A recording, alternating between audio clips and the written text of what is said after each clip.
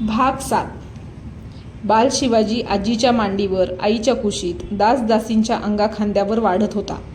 कुठल्याही वतारणीने दाराशी यावे आणि खुळखुळे पुढे करावेत आणि विश्वासरावांनी ते खरेदी करावे. जुन्नरला गेलेले शास्त्री येताना पितळेचा वाळा घेऊन यावेत. सारे हसू लागले की त्यांनी म्हणावे, सरकार, चांदी तोड्याच्या वाळ्यांनी बाळाला बाळसं चढत नाही, चढतं ते याच पंचरसी वाळ्यांनी. उमाबाईंनी मान डोलवावी आणि म्हणावे, खरंच कुणाच्याच ध्यानी आलं नाही, आणा तो वाळा. आणि सोन्याचे वाळे उतरवून पंचरसी धातूचा वाळा पायी चढविला जाई. बाळाच्या कौतुकाने दिवस केव्हा उगवे आणि केव्हा मावळे हेही समजत नसे. बाल शिवाजी प्रतिपदेच्या चंद्रासारखा दररोज नवे रूप धारण करीत होता. आपली माणसे ओळखून तो हसू लागला. कष्टाने कूस बदलू लागला. पालथा होऊन 4 हातांवरचा खुळखुळा घ्यायला तो सरकू लागला आणि त्यातूनच 4 साधनांचा उपयोग करून रांगण्याची किमया त्याला अवगत झाली. हाती पांगुळगाडा आला आणि शिवाजीच्या आजूबाजूच्या साऱ्या वस्तू उंचावर ठेवण्याची दक्षता वाढू लागली. मृग आला. पश्चिमेचे वारे सुरू झाले. हळूहळू ढग डोक्यावरून सरकू लागले, पण त्याचे धरित्रीकडे लक्षही वळत नसे. वैशाखात तप्त झालेली धरित्री तसेच निश्वास सोडित होती. विश्वासरावांनी ही चिन्हे पाहून गडावर गंजीखाना रचला. गडाखालचे धान्य आणून अंबारखान्यात भरून घेतले. एके दिवशी संध्याकाळी विश्वासराव अचानक जिजाबाईंच्या सदरेकडे आले. जिजाबाईंना वर्दी गेली. विश्वासरावांनी पाहिले तो जिजाबाई काशिदा भरीत होत्या. बाल शिवाजी खेळण्याबरोबर खेळत होता. त्यांचे लक्ष विश्वासरावांच्याकडे गेले आणि तो झेपावला. विश्वासराव शिवाजीला उचलत म्हणाले, राणीसाहेब, बातमी आली आहे की राजेसाहेबांची स्वारी गडाकडे येत आहे. केव्हा? आनंदाने मोहरून जिजाबाईंनी विचारले. कोणत्याही क्षणी ते गडावर येऊन दाखल होतील तेच कळवायला आलो होतो. विश्वासराव शिवाजीसह वळले. जिजाबाई म्हणाल्या, त्याला इकडे द्या, कपडे बदलते. विश्वासराव शिवाजीला ठेवून बाहेर पडले. वाड्याच्या आतल्या चौकात सदरेखाली चांदीचे घंगाळं पाण्याने भरून ठेवण्यात आले. सदरेवर स्वच्छ बैठक अंथरली गेली. दुसऱ्या चौकाच्या सदरेवर खास बैठक अंथरली होती. गालीचे, लोड, तक्के, पानदाणे यांनी सदर सजली होती. जिजाबाईंनी गडबडीने कपडे बदलले, दागिने घातले. लक्ष्मीबाई शिवाजीला नटवण्यात गर्क झाल्या होत्या. शिवाजीला तयार करून लक्ष्मीबाई जिजाबाईंना हुडकू लागल्या, पण त्यांचा पत्ताच लागेना. त्या जिभेच्या दरवाजाने बाहेर पडल्या आणि त्यांची पावले थांबली. जिजाबाई तटाजवळ उभ्या राहून पाहत होत्या. पाठीवर पडलेल्या सूर्यकिरणात जरी वस्त्र चमकत होते, वाऱ्याने पदर उडत होते. जिजाऊंची नजर तटाखाली लागली होती. अलगद पावलांनी लक्ष्मीबाई तटाजवळ गेल्या. जवळ येईपर्यंत त्यांचा सफळ जिजाबाईंना लागला नाही.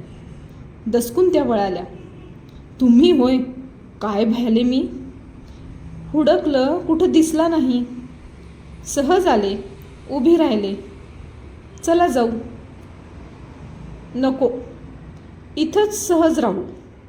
लक्ष्मीबाई हसत म्हणाल्या, एवढ्या लवकर वाड्यात जायचं तरी काय कारण आहे? भारीच छळता बाई तुम्ही. तटाच्या कट्ट्यावर बसत जिजाबाई म्हणाल्या. दोघी तटाखालचा प्रदेश न्याहाळीत होत्या. अवर्षणामुळे सारा प्रदेश शुष्क वाटत होता. थोडा वेळ झाला आणि जिजाबाई पदर सावरून उभ्या राहिल्या. का उठता? म्हणून लक्ष्मीबाईंनी विचारताच त्यांनी बोट दाखवले. दूर अंतरावर धूळ उडत होती. तो लोट क्षणाक्षणाला नजीक येत होता. घोडी दिसू लागली. अश्वपथके दृष्टीपथात आली. गडाला वळसा देऊन अश्वपथके भरधाव वेगाने जुन्नरकडे जात होती. टापांचा आवाज कानावर येत होता.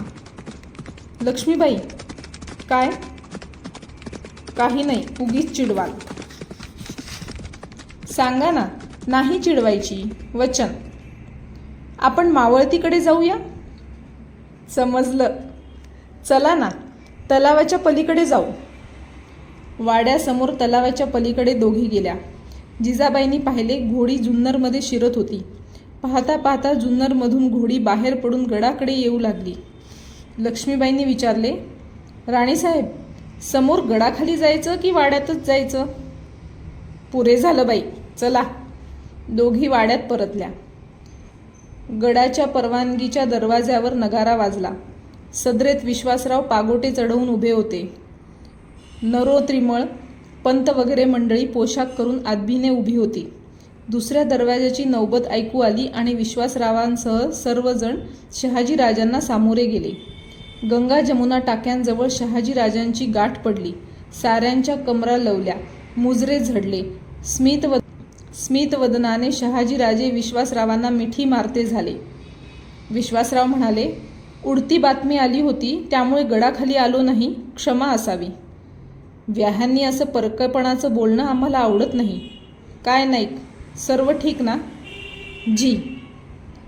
सारे वाड्यात आले. सेवकांची गडबड उडाली. शहाजीराजांनी हात पाय धुतले. सारे सदरेच्या बैठकीवर बसले. विश्वासरावांनी विचारले, वाटेत तकलीफ तर नाही ना झाली? राजे मनापासून हसले. म्हणाले, विश्वासराव, घोडदौड आणि पळापळ यांची इतकी सवय झाली आहे की रात्री देखील आम्ही घोड्यावरच स्वार असतो. सारे हसले. हसता हसता थांबले. आतल्या दारातून शिवाजी रांगत बाहेर आला.